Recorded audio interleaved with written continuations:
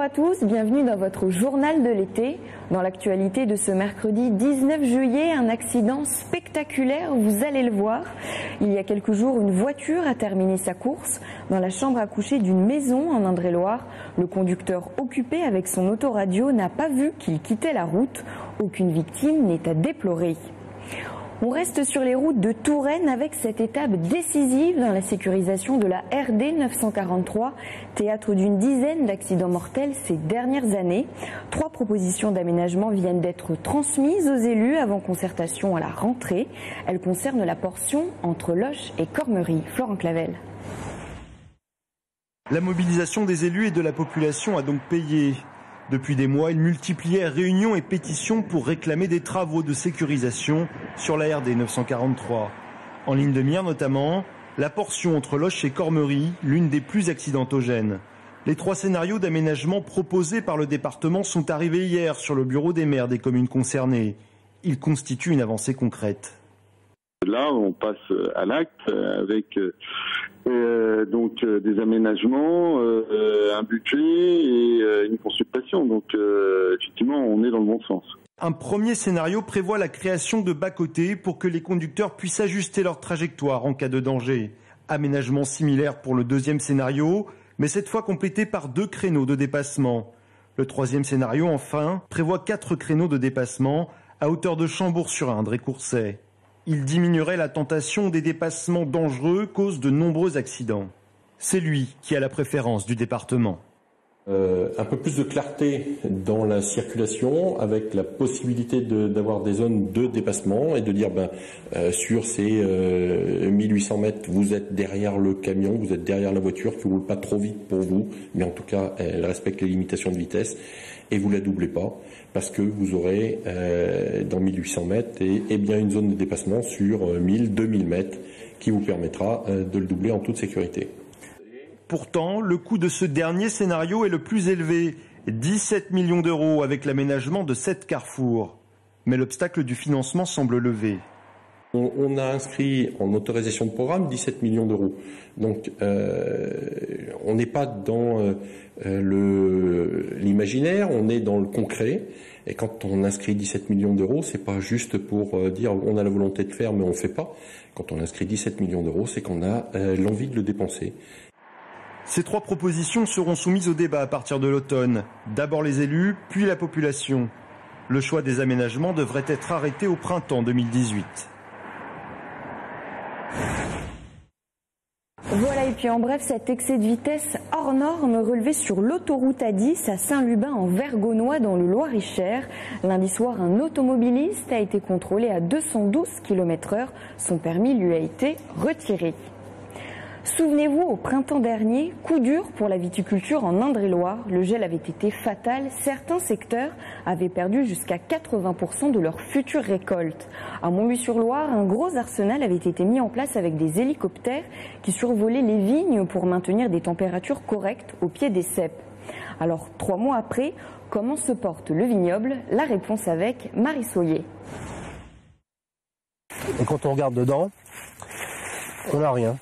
Et si on prend son voisin, c'est idem. Si on prend l'autre, on va retrouver peut-être 2 grappes ou 3. Les 2 semaines de gel qui ont touché la région au mois d'avril ont laissé des marques dans l'appellation de Montlouis-sur-Loire. Les bourgeons qui étaient à l'époque plutôt petits, si vous voulez, ils ont été impactés par le gel, ils ont été gelés, quoi.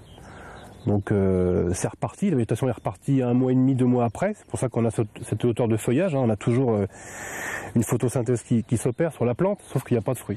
L'heure est désormais au bilan pour les 50 vignerons de la commune. Au total, 40% de pertes, bien moins que certaines appellations comme celle d'Azel-Rideau, qui a vu la quasi-totalité de ses parcelles touchées. L'optimisme est donc de mise à Montlouis-sur-Loire, car pour les vignes qui ont été préservées du froid, la récolte est plutôt bonne. Je pense que c'est la Loire, la proximité de la Loire qui crée un microclimat, un microcosme qui permet de résister à cette gelée de printemps. Le syndicat des vins de Montlouis-sur-Loire envisage de reconduire ce dispositif l'année prochaine. Voilà, Et puis 4 feux de récolte enregistrés hier en Indre-et-Loire. Le plus important s'est déclenché l'après-midi à Nouan-les-Fontaines, près de Montrésor. Bilan, 30 hectares de blé partis en fumée. L'incendie a été provoqué par le passage d'une moissonneuse-batteuse. Quelques heures après, c'est 1,5 hectare qui brûlait du côté d'Athée-sur-Cher. Et enfin, ces 2 autres incendies à Thilouze et Orbigny en fin de soirée. Ce sont 5 hectares de récolte pour l'un et 2,5 hectares pour l'autre qui ont été détruits. Un mot de sport à présent avec la rentrée du TFC, 16e au classement de Ligue 2 la saison dernière. Les Tourangeaux s'apprêtent à jouer leur premier match à domicile face au Havre le 28 juillet prochain. Pour la nouvelle saison, l'équipe tourangelle a renouvelé le tiers de ses joueurs en accueillant 4 nouvelles recrues. Le point avec Audrey Champigny.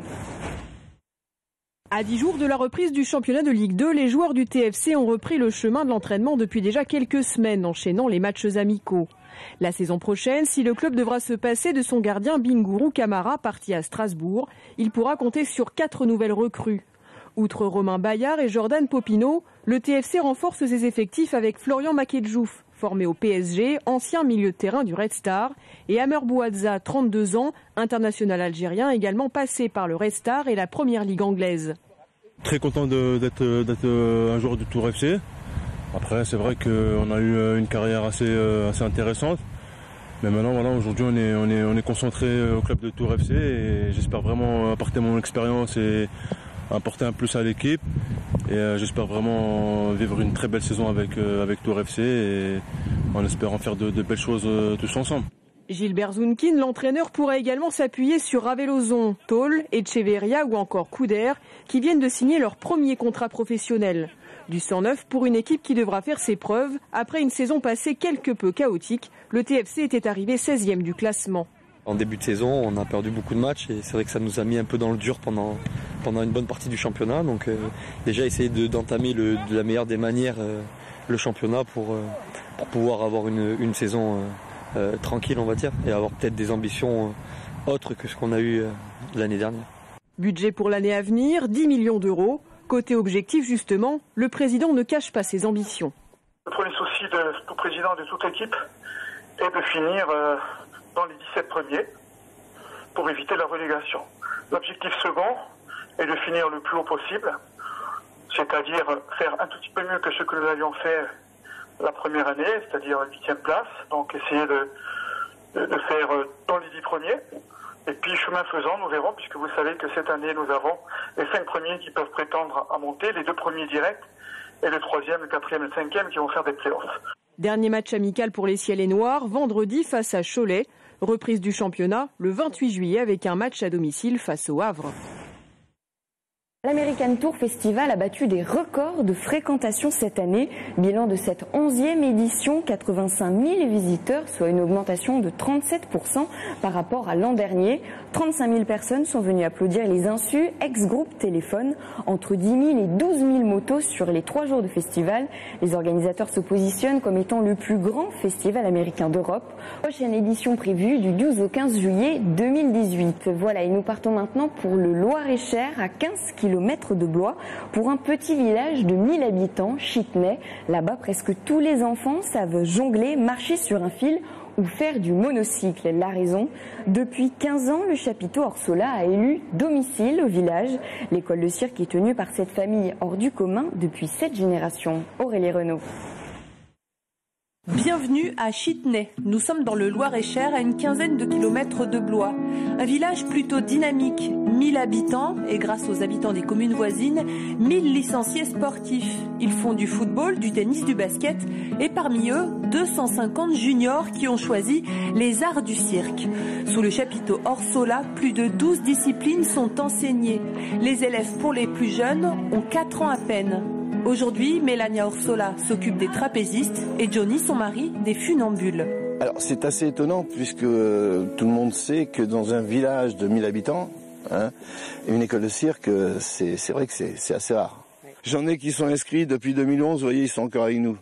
Sur la piste aujourd'hui, ils ont entre 6 et 14 ans. Il y a d'abord les enfants du village qui pratiquent les arts du cirque depuis tout petit.